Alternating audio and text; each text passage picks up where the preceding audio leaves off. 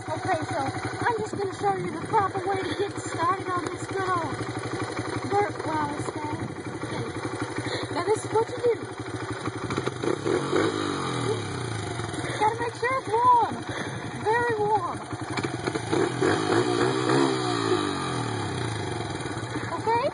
Now you gotta let this go just a little bit. Don't let it fly, it'll take off flying. Give it a little bit of gas. And don't do it. See, just like this.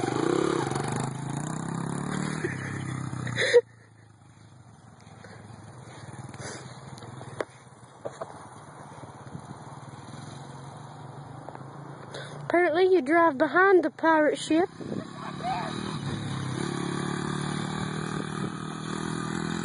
And that, folks, is how you drive a dirt bike.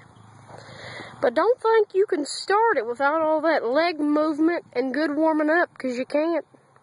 I've tried it, folks.